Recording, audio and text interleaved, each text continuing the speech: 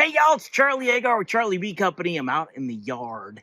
It is late August and it is hot in Texas. We call this yard the shady yard because it's shady and the dearth is on. There's no food for the bees. There's no forage. So this is a time of year when a responsible beekeeper should stay inside, you fool. Leave those bees alone. It's too hot out there. Oh, settle down. You can still work bees if you're smart about it. Work them early morning, evening. A lot of times this season, I'll wear a full suit and not a lot underneath, if you know what I mean. Oh, man, that image right there just cost us some subscribers, yo. And keep my inspections short. Here we go. So this is an important time of year to manage for mites. This is a time of year when the bees have built up through resplendent spring and the mites have built up along with them. So we've tested these hives for mites. We're testing. There's all kinds of ways to do it. More videos on that later. But stay on top of mites. No brood. No brood. Okay. So we know they're going to be low on brood, but they're going to have a little. So that's a little bit of brood. When I say brood, I mean babies right in there.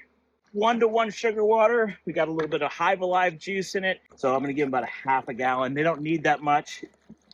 Again, the philosophy is trickle feeding more often and smaller quantities.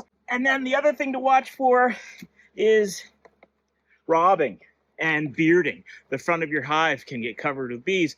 That means they're hot. Maybe they need a little extra space. Maybe they need a little ventilation. There's all kinds of ways to deal with it. Robbing is when the bees are fighting out front. I'm a big fan of, we sell the Bee Smart Designs robbing screen. So this goes on the front of the hive, sets on the front of the hive, and then it has these little openings so the bees can kind of sneak around, and the bees inside can protect themselves from bees outside robbing. And of course, the goal is a healthy queen right hive by the fall. We want to get them nice and strong and heavy so they can make it through winter. Dude, that is a lot of work out in the heat. I vote we leave them alone until October. You could just leave them alone and not do anything in the summer. But then, you might lose them.